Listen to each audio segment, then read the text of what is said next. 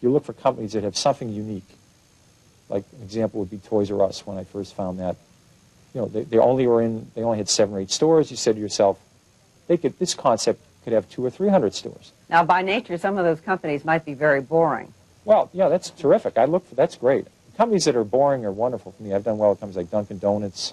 Well, companies like that, they're very easy to understand. No one's going to invent a better donut somewhere at MIT. You don't have to worry about Korean imports. How do you analyze a Dunkin' Donuts company? Well, there's a company that upgraded their stores. It spent a lot of time on the quality of their product. They really spent a lot of time to have a china cup. Their cup was worth over $1 instead of just having a piece of paper or a plastic cup. They said, we want to deliver something very good to the consumer.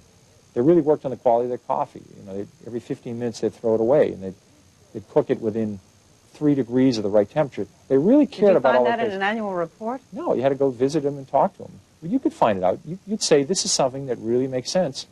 And the nice thing about it is, if somebody comes up with a good donut system, and they really have a great concept, it's in the state of Washington, it's not going to affect Dunkin' Donuts if they're located in Virginia, if they're located in Massachusetts.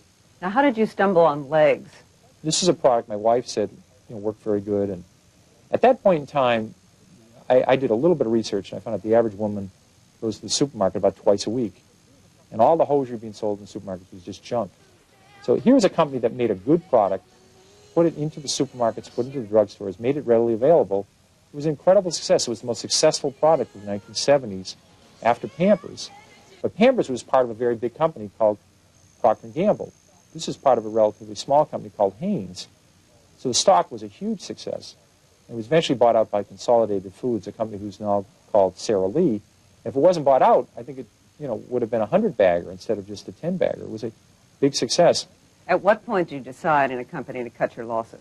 It's only if the company's doing poorly.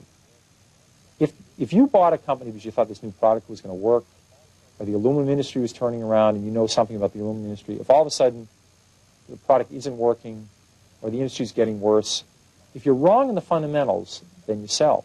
If the company's doing fine and the stock goes down, that's a great opportunity.